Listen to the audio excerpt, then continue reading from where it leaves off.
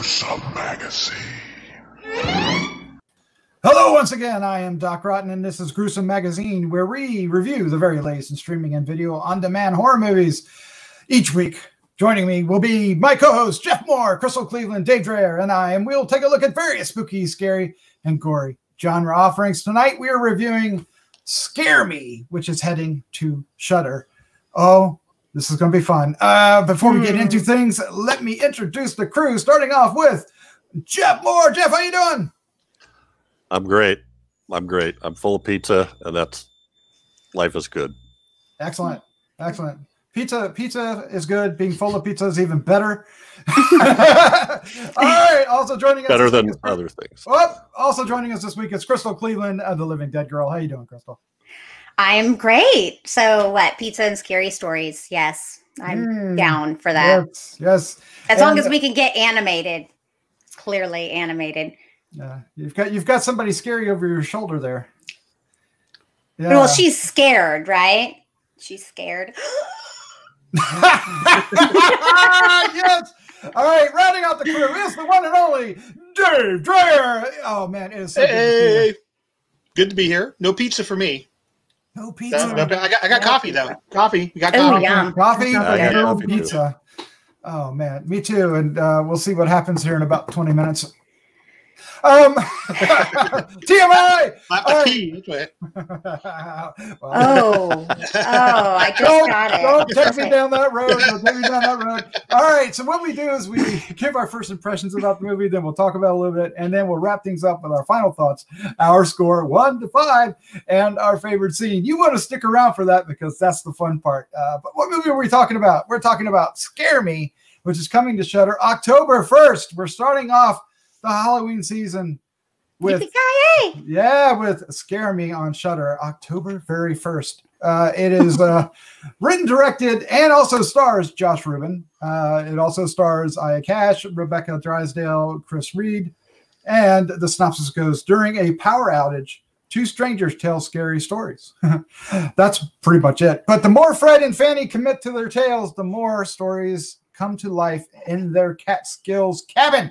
The horrors of reality manifest when Fred confronts his ultimate fear. Spooky. Yes. All right. Let's dive into this and give our first impression. And Dave, you're the only one I don't know, so we're diving you in first. I watched this. It's been a while since I watched this. I was trying to recall this as I was driving home from work. I'm like, boy, what do I remember about this damn movie? I liked it. My first impression is that I liked it. It's an interesting take on a film, because basically what we get are just these two people telling scary stories to one another. The lady is a successful horror novelist. The gentleman is a wannabe horror novelist. The power goes out and they just start constructing these stories. It was very tongue-in-cheek, a lot of humor, humor that is literary references. So if you're into horror literature, you may find it a little funnier than those who are not. But overall, I really enjoyed it. As I'm sitting here, I can't remember how this damn thing ended. I remember I really liked when the pizza man comes on scene. That was a lot of fun. I remember that. But I'm hoping as we continue to discuss this, this will come back to me. This is what happens when you watch a movie and then talk about it 10 days later. Yep. Yes. So age has nothing to do with it. Age has nothing to do with it. But no, I like this. I liked it for being different. It's not told in a typical horror film style. It's got a very odd. Sure. It's got a very odd. Odd way of applying itself, but I really liked it a lot. Okay. So the ending has to do. I'll just give you some of the things. Maybe to jog your memory. No spoilers. No spoilers. Has to deal with the stairs and a hot poker. Okay. That did not help. It'll come to you. It'll come to you. All right, I say so. All right, Crystal Cleveland, you're up next. What was your first impression of Scare Me? Okay, so this is what happens when a feminist and a misogynist collide. No, I agree completely with Dave. This movie is told in a completely different way. As I mentioned, actually in the pre-show when we were talking, to me it felt more like a theatrical play put on film than a screenplay written to be on screen, because this could have been absolutely the worst piece of trash ever. However, because the acting is so good, like each person did a stellar, I mean, I just can't stress enough how amazing each person did. That's why it worked, because there was nothing in this story that was fun or exciting or broke any new ground or did anything special. And it was, quite frankly, in one location and kind of boring if they hadn't acted so well that I was entertained the entire time. So I found myself really kind of mesmerized and riveted by this movie because they were all so good. And I found them fun and entertaining. And these silly little stories that they were telling were more intriguing than they should have been because they did such a good job. Now, as it progresses, they start adding, you know, little things here and there, like a werewolf paw, which I loved, and these beautiful red lights, and the piece de resistance, the song. The song! So I remember the song. I remember the song. Yeah. So I found myself really loving it. I like that. All right, Jeff Mohr, you're up next. What is your first impression of Scare Me? Well, I'm kind of along with Crystal and Dave, but maybe not quite as much. I thought it was very entertaining, but I guess I shouldn't do this because I kept expecting it to turn at some point, and I never felt like it really did. I didn't really get the payoff I thought was going to be coming because of the quality of the rest of the film. I totally agree. The acting is excellent, especially Aya Cash, who plays Fanny. But a kind of a surprise little insert in there was Rebecca Drysdale as Bettina. I guess she was an Uber driver or something like that. Yes. She was hilarious. Yeah. She And set the tone of writer. the film She's a at the writer beginning. too. Yes. Her conversation was great in the car. Oh, you're probably tired. You want to get some rest. I'll let you get some rest. So you want to hear about my story? So, and literally there's only 4 characters in this. We have the pizza guy, Carlo, and then Fred, who's the guy that rides out to the cabin, who is also the writer, director, etc. So I liked it. I thought the acting was great. I liked the scenarios, the stories as they were telling each other stories back and forth and acting it out. I don't know why, for some reason I was expecting a grislier turn maybe, or something more horror. I don't know. It was very real. That's where I'm at. I was, yeah. And I was entertained the entire movie. I just kind of, at the end, I kind of went, oh, darn. They didn't really ramp it up at the end. I mean, they did, but I don't know. Yeah, I see where you're going with that too, though. I see why you really were wanting the twist or the turn or the supernatural or the something over the top. And it just kind of went, like that. It almost did. It almost did. They wanted to. It certainly wanted to. I agree with you. It doesn't really have a bang of an ending. Obviously, Dave can't remember it. So, getting there. I remember the actual ending. I remember what happens. Yes. But I don't remember. Again, I know we don't want to get spoilerly here, but I mean, I remember. The lady at the bookshop. I remember all that, but I don't remember what happened to our 2 mains. Yes, you do not. So it's to me, what I found was really interesting about this, because this movie is about the art of storytelling. We have our 2 opposing characters. We got the writer wannabe who just can't seem to put out the story, right? And then we've got our horror writer who has a very successful book, and she's frustrated with his lack of imagination, his triteness, and the way that she draws out his storytelling is what I found incredibly fascinating, because he became a better storyteller as the movie went along. Of course, that didn't really. It wasn't the point of the movie itself doesn't land on that point, but it's sharing that point along the way. Because when they get into it and start, kind of not only telling their stories, but often acting out their stories, sometimes together in a very imaginative way. It was a lot of fun. I really enjoyed the energy of that. It is that our two leads are really, really, really strong, and the Josh Rubin guy. I didn't make the connection that he was the writer and director as well, but he has he can do a great Jack Nicholson. Let's just put that down there. Yeah, and he does a couple of other impressions and stuff like that. Sometimes it's the characters, sometimes it's people we know. And because they tell these stories, and there's not too many. I think there's like 2 stories each, maybe. And then the last story. They were so short. I mean, I can't believe you even really thought. Really, the stories to me were kind of irrelevant. Well, it's the act of telling a story. It's the storytelling is it, not necessarily the structure or how you create a story, but storytelling. What colors a story? Because she keeps guiding him at first, right? More facts. I don't know, and tell us a smell, a color, or something, right?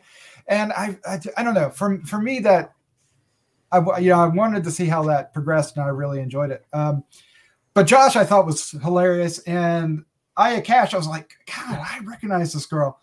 And if you're watching The Boys right now, season 2, you're going to recognize her as Stormfront, and she's really good in that. She's not as timid as this character can be at times, but has the same obnoxious honoriness to her tenfold. You think her character here is timid? Really? That's interesting. There's nothing timid about her at all. I thought she's in your face. Maybe the way she's dressed and stuff, she's kind of mousy. Well, compared to the character in Stormfront, okay. Not timid in her attitude. Her attitude isn't timid, but her body language and some other stuff is. I thought. But anyway, it's for me, it was all about the storytelling, and when they got into it, I really enjoyed it. And the more that other things became a part of it, like when the pizza guy showed up and he was all about telling a story, and she threw him into the mix, and then they let's add cocaine to the mixture. And that really jazzed things up. So I love it how they would suddenly appear in other parts of the room to help kind of elevate the story. Sometimes to kind of give an impression of a scare, or sometimes just to be funny. And then especially kind of wacky once the cocaine got into place. I don't know. It's a weird film. It's weird. Mm-hmm. I love. That's what's cool about it. It's not really scary.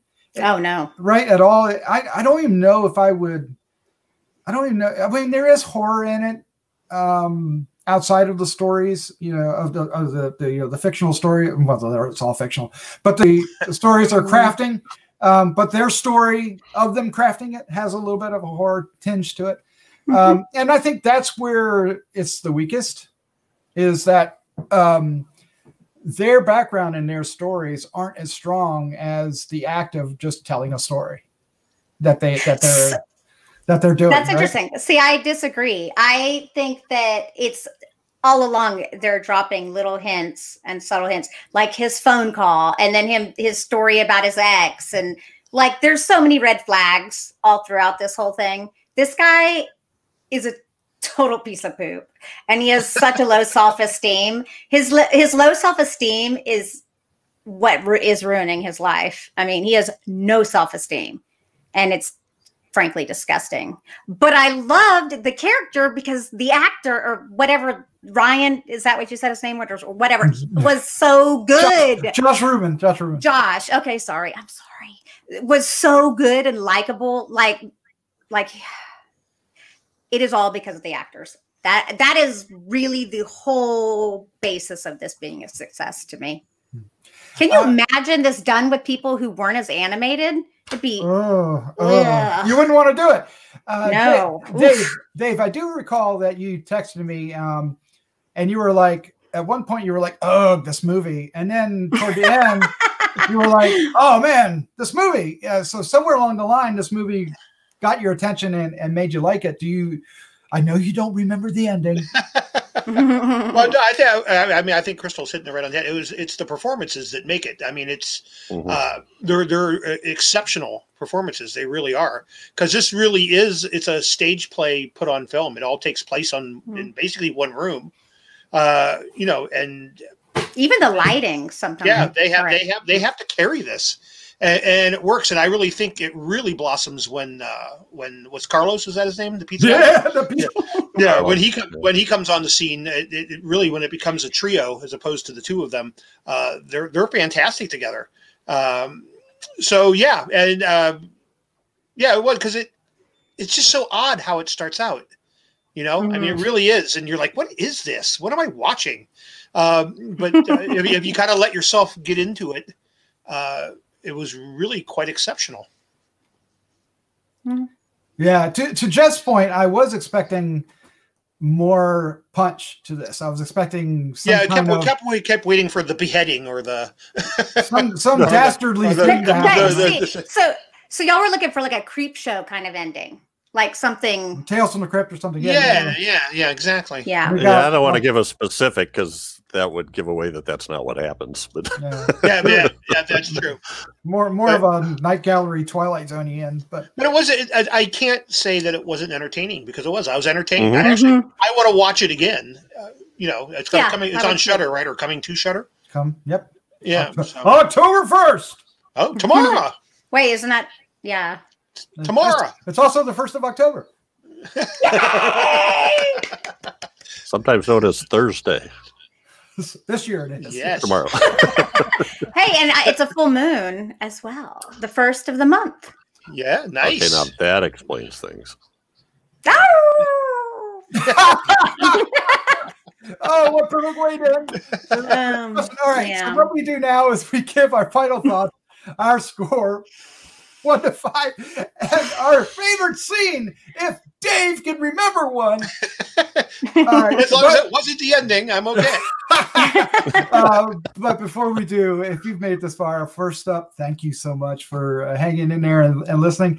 If you are enjoying this, please hit the subscribe button, hit the like button, hit the bell so you can be reminded. Do some comments. We love our comments. And thank you so much for doing so. It's all fun. Also, we have Patreon. We can thank some of our patrons right here, which also keep our Horror News Radio, Decades of Horror, and Heroes and Droids podcast all alive. Many of them are converting over to vidcasts, as you can find out here on YouTube. But those who are still listening to us as podcasts, we're not going to change that. Yep. I was reading the names. Every time. I was like, yeah. I see Dirk Rogers on there. Dirk's been a Patreon forever. Yeah, he's been and a fan of the show and a really great guy. He hooked Christopher G. Mohr up when he went to LA. That was him that did that. Yeah. Nice. Did you know he opened up a restaurant? He did. Yes, he did.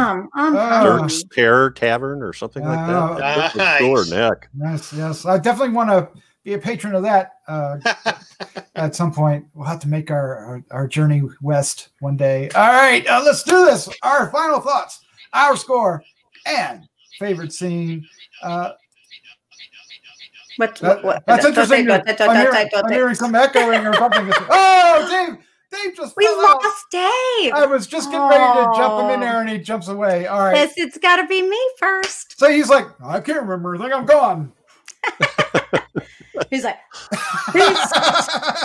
all right. We'll get back to Dave when he'll get back on here. So, Crystal, you're up first. Your final thoughts, your score, and favorite scene. So, what I will say to the horror lovers out there is I do think you should watch this, even though it's going to be unlike most traditional horror movies you've watched. I think you'll enjoy it. You need to give it some time to kind of sink in, and because you kind of have to get into the feel of this movie because it's different. It feels different. It flows different. It kind of grows and becomes something. And the acting is freaking so good. So yes, watch it for that. My favorite scene is the song. It's so good. It's so funny. It's like the lyrics are hilarious. I don't know who wrote it. I don't know if he wrote it too, but it's amazing. I'm really happy with that. And I'm going to give this a 4. A 4. Yep. 4 out of 5. You know, I didn't think you were going to give it a 4, giving well, that's why I was telling you, I was like, I know I'm sounding really negative, but I don't mean it negatively. It's just, this could have been so bad. I mean, it could have been so bad, but it was done really well. Yeah. If it hadn't been for the Uber driver, the first bit would have been almost really rough. It doesn't really kick in until the cabin, but thank you, Uber driver. Is that Rebecca Drysdale? Yes. Yes. All right. Dave, welcome back, sir. Just as I was getting ready to hand it off to you. Yeah, I just want to say that Crystal, she hijacked it because she wanted to take my favorite scene. So you know, it's fake news. Fake news. That's what's going on here right now. Fake news. Yes. Okay. So that was my favorite scene. Was also the song. So that's fair. Yeah. So I'm still going to steal that. I'm going to give us a 3.75. I do want to rewatch it again. I apologize. I cannot remember the ending of it, but this is not your ordinary horror film. It's another one of those gray area films. Just because they talk about horror, does that make it horror? Well, there is a horror twist. Kind of, yeah. But with that being said, it is still a pretty exceptional film. Really well written, incredibly well acted, and it's getting a 3.75 from this dude. That's excellent. All right, I like that. Thank you, Dave. All right, Jeff Mohr, you're up next. Your final thoughts, your score, and favorite scene. Just to kind of repeat, it's a very enjoyable watch. The acting is great, and I think the writing is really well, and they have written to their abilities. I think they're very animated and do that's interesting. Yeah, different voices, etc. So anyway, I like that a lot. I'm giving this a 3.5, and I'm with you too in that I don't know that I'd call it a horror movie. I love the premise of sitting around telling stories in this cabin after a storm and the power's out. That's awesome. But it's the stories, their stories. So anyway, favorite scene, I'm going to take the drive with the Uber driver. I just thought she was great. I thought she was great. And she's good later when she comes back to pick him up. Yeah. They do scare me too. She could be the link. All right. All right. Look, this is a great way to start off October at Shudder. Is this movie? It's storytelling. It's what scares you. Why does it scare you? How does it scare you? It's not necessarily the scares themselves, but manipulating the story to be scary. At least in the conversations, not necessarily in the film, which is really odd. But I kind of dug it. I kind of agree with everybody. It's the acting that does it. Our two leads are fantastic. Josh Rubin and Aya Cash. Aya Cash is someone to look out for. She has impressed me this summer and fall with the boys in this. I didn't realize who she was before this, and I definitely want to watch more of her. So it's on Shudder. You have Shudder. They have over 1 million subscribers, and I suspect that everybody listening is part of that million. Maybe, yeah, I think so. Probably, totally. Mm-hmm. I would think so. Congratulations to Shudder on that, by the way. So I had 3.75 is where I'm going to put it too. So Crystal, you actually liked it more than everybody else. But I'm a huge theater. I mean, I did years of theater, and this felt very theater to me, and I love theater. So it makes sense that I probably liked it more than everyone else. So my favorite scene is a collection of scenes, I guess, and it's when after when the pizza guy, the pizza dude, so helps tell the story, and it's after everybody takes Coke, so everything is like hyper, and our Josh is like, why are you watching everybody? And I just thought it wasn't scary at all, but it was so funny and so entertaining. So keep that in mind when you watch this, that it's not because at the beginning there's a little thing with the door right before the girl arrives. Before Fanny that you're kind of thinking maybe there's something supernatural about this cabin. It is on Shudder, it's on a horror movie, and there would be like this supernatural twist at the end. And don't get caught up in that. It's not about that. Just fall in love with these two characters and them being, or the actors playing the characters, if you want to put it that way, and enjoy the film. There's a lot to like here. Totally. Yep. All right. With that, that's our review of Scare Me, coming to Shudder October 1st. So by the time you're listening to this, it's there. Go watch it. Let us know what you thought in the comments below. All right, Jeff, Dave, Crystal. Wow. Thank you for joining me. This was a lot of fun. Thanks for having me. All right. Dave, do you remember? Yeah, make comments. Yes. If you make comments, the more make comments. Like Oz's, the Wizard of Oz head all of a sudden is attacking. don't pay attention to the man behind the curtain. All right. If you leave comments, the more Dave will remember the endings. That's true. Absolutely not. But let's try that and see what happens. All right, guys. Let's say good night. Good night. Good night. Good night.